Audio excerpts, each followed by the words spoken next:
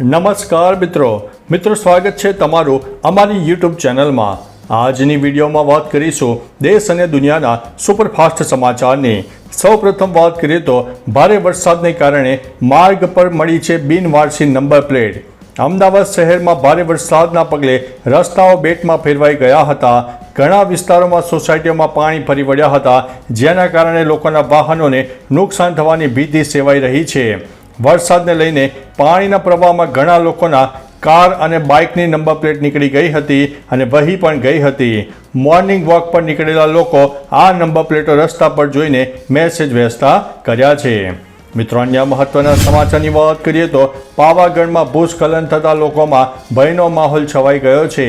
હવામાન વિભાગની આગાહીના પગલે સમગ્ર ગુજરાતના અનેક ભાગોમાં મેઘરાજા મહેરબાન થયા છે। ઉત્તર, દક્ષિણ અને મધ્ય ગુજરાતના જિલ્લાઓમાં ધોધમાર વરસાદ ખાબક્યો છે।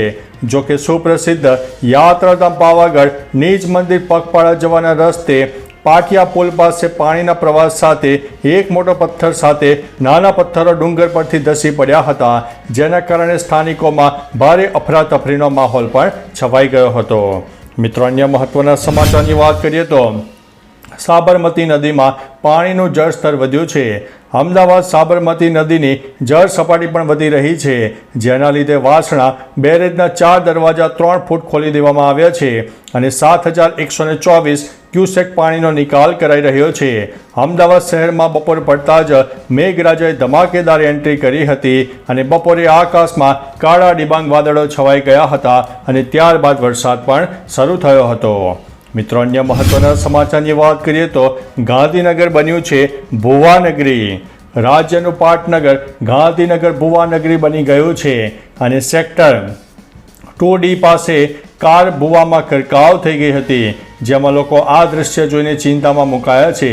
ભુવામાં મસ્ત મોટી કાર ગરકાવ થવાના દ્રશ્યો જોઈને લોકો તંત્રની પ્રી મોન્સૂન કામગીરી પર સવાલો ઉઠાવતા જોવા મળ્યા છે। આ ઉપરાંત ગાંધીનગરના માર્ગો ઉપર પણ ભૂવા પડ્યા હતા, ત્યાં સાંસદ રૂપાલાનું ઘર પણ આવેલું છે। મિત્રો, અન્ય મહત્વના સમાચારની વાત કરીએ તો કરંટ લાગતા માતા સાથે 2 દીકરીઓના જીવ ગયા છે। માતરના મહેલજ ગામમાં દુકાનનું શટર ખોલવા જતાં કરંટ લાગવાનો બનાવ બન્યો હતો। વરસાદી માહોલ વચ્ચે દુકાનનું શટર ખોલવા જતાં યાસ્મીન બાનુ ઉંમર વર્ષ 35, તેમનો દીકરો અવેજ ખાન પઠાણ ઉંમર વર્ષ 18 અને સાહિલ ખાન પઠાણનું મોત થઈ ગયું છે। આ ઘટનાની જાણ થતાં ધારાસભ્ય કલ્પેશ પરમાર, મામલતદાર, ડિઝાસ્ટર લાયઝન અધિકારી સહિતના લોકો દોડી પણ આવ્યા હતા।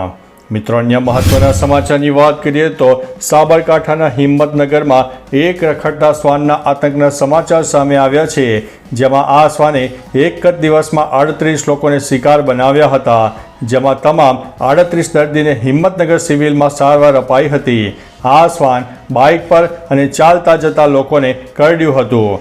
જો કે હડકાયા રખડતા શ્વાનની તંત્ર દ્વારા શોધખોળ પણ કરવામાં આવી રહી છે। મિત્રો, અન્ય મહત્વના સમાચારની વાત કરીએ તો કેદારનાથમાં હિમસ્ખલન।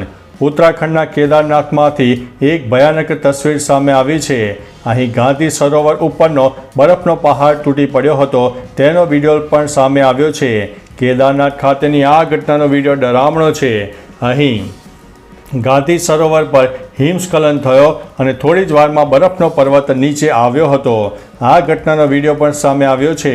પ્રાપ્ત માહિતી અનુસાર અત્યાર સુધીમાં કોઈ જાનમાલના નુકસાનીના સમાચાર નથી મળ્યા। મિત્રો, અન્ય મહત્વના સમાચારની વાત કરીએ તો સસ્તો થયો LPG સિલિન્ડર। LPG સિલિન્ડરના ભાવમાં ઘટાડો થયો છે। જો કે માત્ર કોમર્શિયલ સિલિન્ડરના ભાવમાં 30 રૂપિયાથી લઈને 31 રૂપિયા સુધીનો ઘટાડો જોવા મળ્યો છે। ઘરેલું સિલિન્ડરના ભાવમાં કોઈ ફેરફાર થયો નથી। દિલ્હીમાં 19 કિલોના કોમર્શિયલ સિલિન્ડરની કિંમત 1646 રૂપિયા છે। મુંબઈ અને ચેન્નઈમાં સિલિન્ડર 31 રૂપિયા સસ્તો થયો છે, તો અમદાવાદમાં 19 કિલોનો બ્લુ સિલિન્ડર 1665 રૂપિયામાં મળશે, જ્યારે 14 કિલોના ઘરેલું સિલિન્ડરની કિંમત 810 રૂપિયા છે। મિત્રો, અન્ય મહત્વના સમાચારની વાત કરીએ તો દ્વારકામાં જગત મંદિરની ધજા અડધી કાઠીએ ફરકાવવામાં આવી છે। સમગ્ર રાજ્યમાં ચોમાસું જામ્યું છે। દ્વારકામાં પણ જોરદાર વરસાદ પડ્યો હતો. હજુ પણ ભારે વરસાદની શક્યતા છે. દ્વારકાના દરિયાકાંઠે ભારે કરંટ જોવા મળી રહ્યો હતો, જેની સુરક્ષા ઉપરાંત સલામતીને ધ્યાનમાં લઈને દ્વારકામાં ભગવાન કૃષ્ણના જગત મંદિરે અડધી કાઠીએ ધજા ચડાવવામાં આવી હતી. વાતાવરણ સામાન્ય બાદ પુનઃ શિખર પર ધજા ચડાવવામાં આવશે. ધજા ચડાવતા પરિવારની સલામતી માટે નિર્ણય લેવામાં આવ્યો છે. મિત્રો, અન્ય મહત્વના સમાચારની વાત કરીએ તો હવે ડુંગળીની આવકમાં ઘટાડો થયો છે. ભાવ તેના 70 થી 80 રૂપિયા પહોંચી શકે છે. ડુંગળીના ભાવમાં ફરી એકવાર વધારો નોંધાઈ શકે છે. બજારમાં ડુંગળીની આવક ઘટતા બજારમાં તેની કિંમત પ્રતિ 1 કિલો 50 રૂપિયા સુધી પહોંચી છે. અને ચોમાસાને ધ્યાનમાં રાખીને તેમજ અન્ય પ્રાંતમાંથી ડુંગળીની આવક બંધ થતાં બજાર ભાવ 70 થી 80 રૂપિયા પ્રતિ કિલો સુધી પહોંચે તેવી શક્યતા વ્યક્ત કરવામાં આવી છે.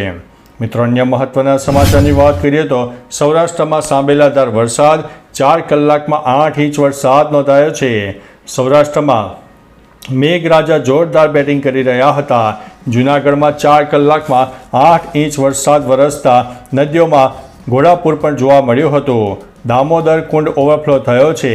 દેવભૂમિ દ્વારકાના ખંભાળિયામાં 2 કલાકમાં 4.5 ઇંચ, રાજકોટના કાલાવાડ અને જૂનાગઢના વિસાવદરમાં 3 ઇંચ વરસાદ પડ્યો છે. ધોરાજી, ઉપલેટા અને કલ્યાણપુરમાં સવારે 2 કલાકમાં 2 ઇંચ વરસાદ પડ્યો હતો અને માણાવદરમાં પણ ભયંકર વરસાદ જોવા મળ્યો છે. મિત્રો, અન્ય મહત્વના સમાચારની વાત કરીએ તો પશ્ચિમ બંગાળનો ભયાનક વિડીયો સામે આવ્યો છે. તાલિબાની કૃત્ય સામે આવ્યું છે. પશ્ચિમ બંગાળનો એક વિડીયો સોશિયલ મીડિયામાં વાયરલ થઈ રહ્યો છે, જેમાં એક વ્યક્તિ રસ્તાની વચ્ચે પુરુષ અને મહિલાને લાકડી વડે ઢોર માર મારતો જોવા મળી રહ્યો છે. મળતી માહિતી પ્રમાણે બંને પ્રેમી પંખીડા છે. વિડીયો વાયરલ થયા બાદ બંગાળ સહિત સમગ્ર દેશમાં હડકંપ મચ્યો છે. તમામ લોકો મમતા બેનર્જી અને બંગાળ સરકાર પર સવાલ ઉઠાવી રહ્યા છે. આરોપી ટીએમસીનો નેતા છે, જેની ધરપકડ કરવામાં આવી છે. મિત્રો, અન્ય મહત્વના સમાચારની વાત કરીએ તો ગુજરાતમાં એનડીઆરએફની 9 ટીમોને તૈનાત કરી દેવામાં આવી છે. હવામાન વિભાગે કરેલી ભારેથી અતિભારે વરસાદની આગાહીના પગલે હવે તંત્ર એલર્ટ થઈ ગયું છે. સાવચેતીના ભાગરૂપે રાજ્યમાં એનડીઆરએફની 9 ટીમો તૈનાત કરી દેવામાં આવી છે, જેમાં નર્મદા, કચ્છ, રાજકોટ, ભાવનગર જિલ્લામાં ટીમને સ્ટેન્ડ બાય રાખવામાં આવી છે. વલસાડ, દ્વારકા, અમરેલી, ગીર સોમનાથ અને સુરતમાં પણ એનડીઆરએફની એક ટીમ એલર્ટ મોડ ઉપર રાખવામાં આવી છે. ઉપરાંત ઉત્તર ગુજરાત, મધ્ય ગુજરાત અને દક્ષિણ ગુજરાતના અનેક વિસ્તારમાં હજુ પણ જોરદાર વરસાદ થઈ શકે છે. મિત્રો, અન્ય મહત્વના સમાચારની વાત કરીએ તો જોખમી શાળામાં ભાવિનું ઘડતર. રાજ્ય સરકાર દ્વારા પ્રવેશ ઉત્સવની શાનદાર ઉજવણી કરવામાં આવી હતી, તો બીજી બાજુ બનાસકાંઠામાં વડગામમાં એક શાળા છેલ્લા કેટલાક સમયથી જર્જરિત હાલતમાં જોવા મળી રહી છે. આ શાળાના રૂમની હાલત ખૂબ જ દયનીય છે, જેમાં પોપડા પણ પડી રહ્યા છે અને દિવાલોમાં મોટી તિરાડો પણ પડી ગઈ છે. કેવી રીતે આ જર્જરિત શાળામાં નાના ભૂલકાઓને ભણાવી શકાય, છતાં આ ભયજનક શાળામાં ભણવા માટે નાના ભૂલકાઓ મજબૂર બન્યા છે. મિત્રો, અન્ય મહત્વના સમાચારની વાત કરીએ તો માણાવદરમાં મુશળધાર વરસાદ. એક જ રાતમાં 8 ઇંચ વરસાદ નોંધાયો છે. રાજ્યના મોટાભાગના વિસ્તારોમાં ભારે વરસાદને પગલે જનજીવન અસ્તવ્યસ્ત બની ગયું છે. ત્યારે જૂનાગઢના માણાવદરમાં એક જ રાતમાં 8 ઇંચ વરસાદથી તબાહીના દ્રશ્યો સામે આવ્યા છે. નીચાણવાળા વિસ્તારોમાં પાણી ભરાઈ ગયા હતા અને પહેલા જ વરસાદે રસાલા ડેમ ઓવરફ્લો થઈ ગયો હતો. આ સિવાય રસ્તા પર નદીઓ વહેતી થઈ ગઈ હોય તેવા દ્રશ્યો પણ સર્જાયા હતા.